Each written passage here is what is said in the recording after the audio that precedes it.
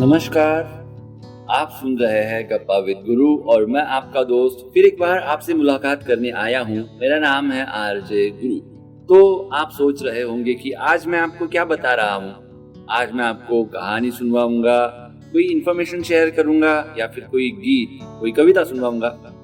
तो आपकी क्यूरियोसिटी यहाँ पर मैं कर देता हूँ खत्म और बता देता हूँ कि आज मैं आपको एक कहानी सुनवाने वाला हूँ।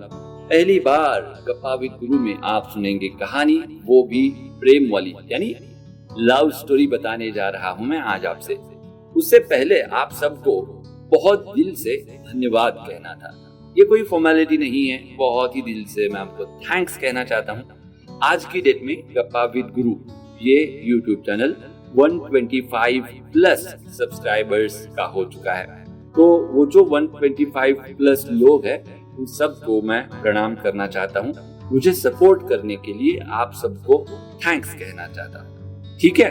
तो चलिए आज की कहानी की शुरुआत करते हैं।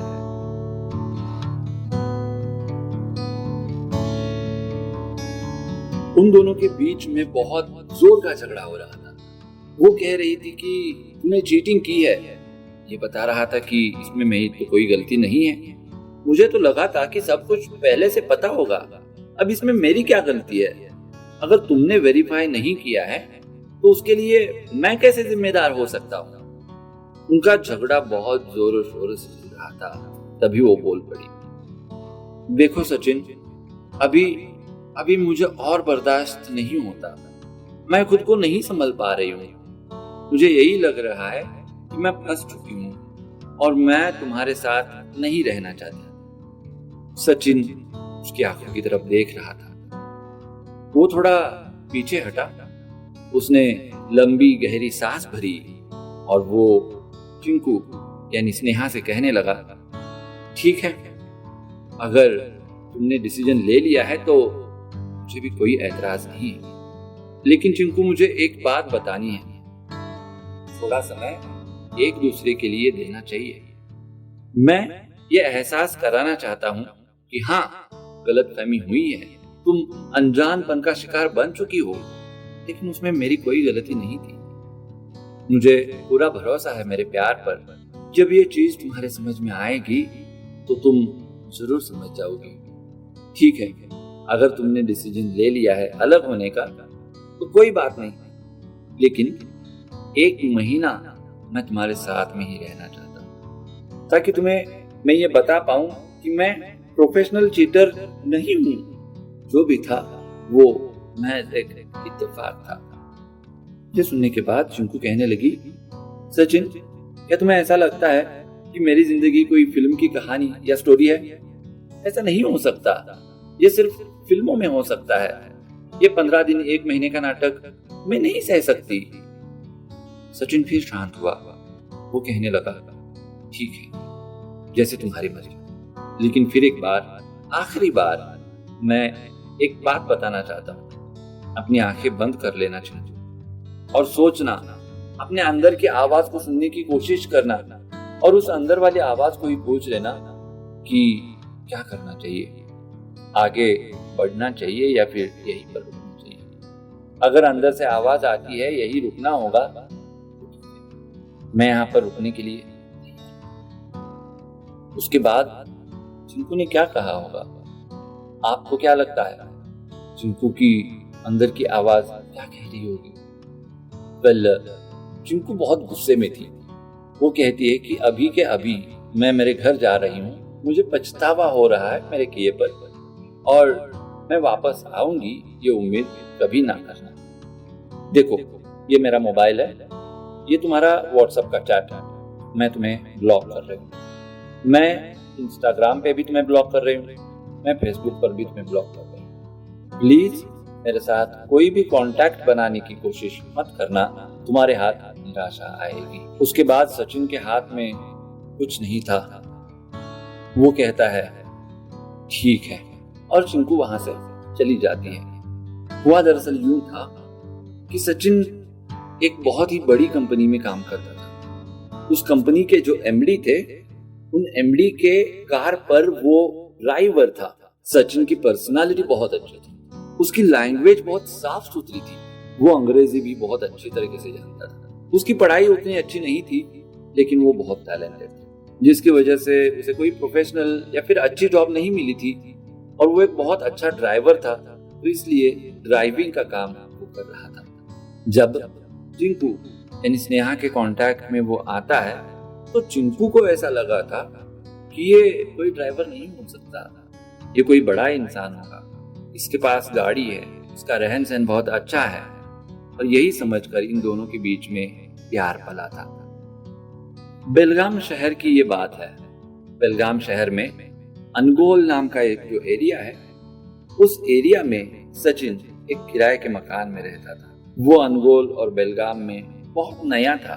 सर्दियों के दिन थे और वो सर्दियों के दिनों में बेलगाम में काम के लिए, नौकरी के लिए आया था।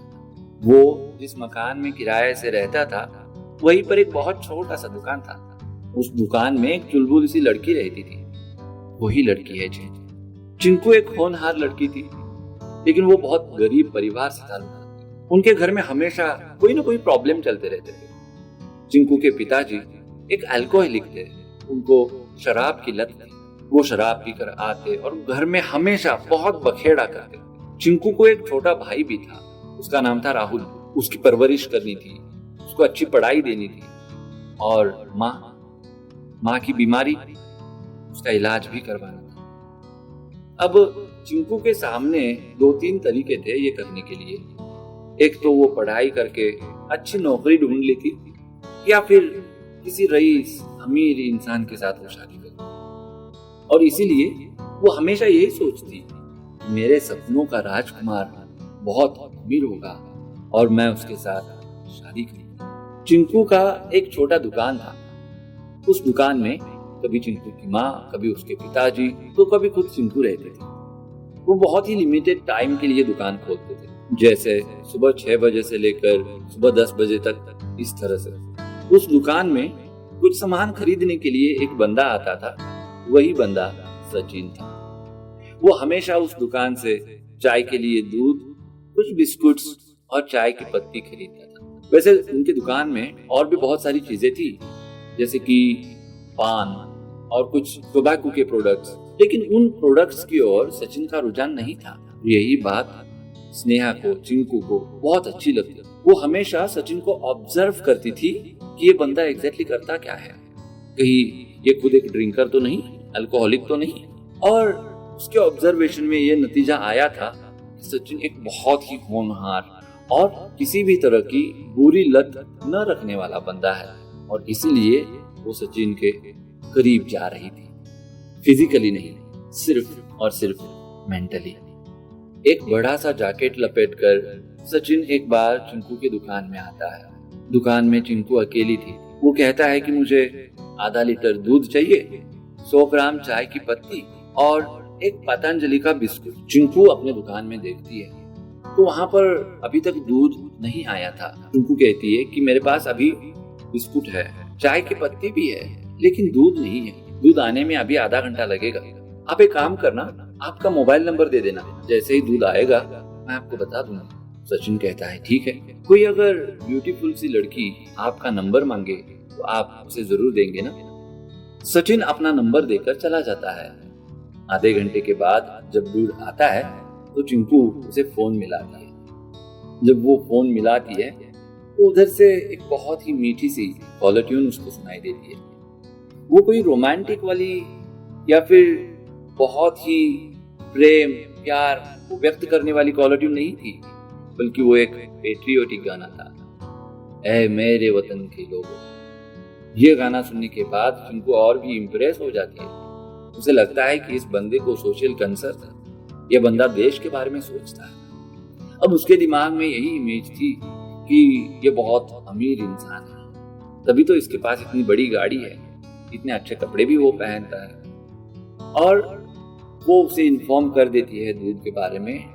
दूध के बारे में इन्फॉर्म करना महज एक बहाना था, वो तो सचिन का फोन नंबर था। धीरे धीरे उनके बीच में कैजुअल चैटिंग होने लगी और उसके बाद वो चैटिंग थोड़ा सीरियस रूप ले लेता है। एक ऐसी ही शाम जब सचिन काम से वापस आया, उसने अपनी कार नीचे पार्क की और वो घर में चला गया। वो घर में जाने के बाद खुद का खाना पकाने के लिए सोच ही रहा था, तभी उसके कानों पर कुछ सुर सुनाई देते हैं। वो सुर कुछ ऐसे थे, happy birthday to you, happy birthday to you, happy birthday dear Chinku, happy birthday Sneh. जैसे ही ये धुन सचिन के कानों पर पड़ती है, वो अंदर से हिल जाता है, क्योंकि आज चिंकू का बर्थडे था और इसे याद ही नहीं था। पिछली बार इसने जब चैटिंग किया था तो पूछ लिया था कि कब आता है तुम्हारा बर्थडे। चिंकू ने मुस्कुराते हुए, शर्माते हुए बताया था कि मेरा बर्थडे तो आता है 5 अप्रैल को। आज 5 अप्रैल था और ये विश करना भूल चुका था। तभी सुबह से कोई मैसेज नहीं था चिंकू की ओर से। ये डरते हुए मैसेज डाल देता है, बिलेटेड हैप्पी बर्थडे, लेकिन वहां से कोई जवाब नहीं है। तो ये कहता है, I am really very sorry, सच में मेरे ध्यान में ही नहीं था आज तुम्हारा बर्थडे है, माफ कर दोगी ना चीज को।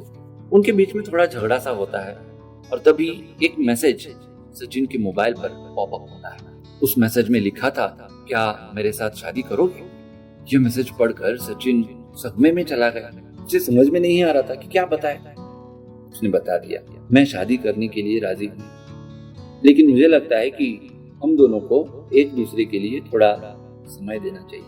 ये सुनने के बाद चिंकू नाराज हो जाता है। उसे लगता है कि सचिन का उसके ऊपर भरोसा नहीं है। वो कहती है कि मैं उस टाइप की लड़की नहीं हूँ, भरोसा कर सकते हो, लेकिन अगर तुम्हें यकीन नहीं हो रहा तो मेरे से बात मत करो। ऐसा कहकर चिंकू उसे ब्लॉक कर देती है। फिर वो एसएमएस करने लगता है, कॉल करने लगता है। फिर वो उसे मना लेता है और बताता है कि मैं तुम्हारे बारे में नहीं बता रहा था, मैं तो खुद के बारे में बता रहा था। पहले ये तो जान लो कि मैं कौन हूँ, मैं करता क्या हूँ। चिंकू कहती है कि वो जानने की मुझे जरूरत नहीं है, मुझे तुम बहुत अच्छे लगते हो। तुम्हारी सोच, तुम्हारे सोचने का तरीका, जिस तरह से तुम दूसरे के साथ व्यवहार करते हो, मुझे बहुत अच्छा लगता है और इसलिए मैं तुमसे शादी करना चाहता हूँ।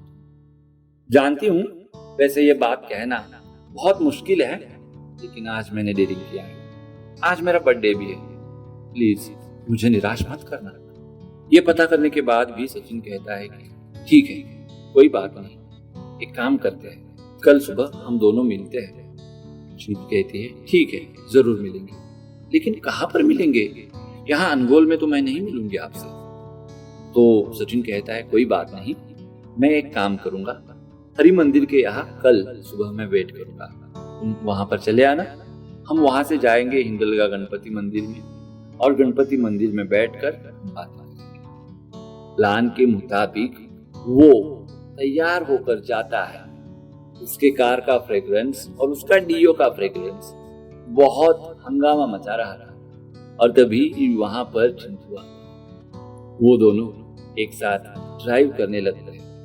उन दोनों के बीच में बहुत बातचीत होती है। बातचीत सचिन करने की कोशिश कर रहा था, लेकिन सब कुछ चिंकू ही बताया जा रही थी। कह रही थी कि हम लोग बहुत गरीब परिवार से ताल्लुक रखते हैं, लेकिन मैं मेरा फ्यूचर बनाना चाहती हूँ। मैं बहुत जज्बाती लड़की हूँ, मैं मेरे भाई को सिखाना चाहती हूँ, मेरी माताजी का इलाज करवाना चाहती हूँ और मेरे पिताजी जो शराब के एडिक्ट हैं, उनकी शराब भी छुड़वाना चाहती हूँ। बहुत सारी डिस्कशन के बाद वो दोनों एक दूसरे के साथ शादी करने के लिए राजी भी हो जाते। उसके बाद एग्जैक्टली क्या हुआ, उनके बीच में शादी होती है कि नहीं? अगर शादी होती है तो अब तो चिंकू सचिन के साथ नहीं रह रही है, वो तो वापस जा चुकी है। तो क्या चिंकू फिर एक बार सचिन के पास वापस आएगी?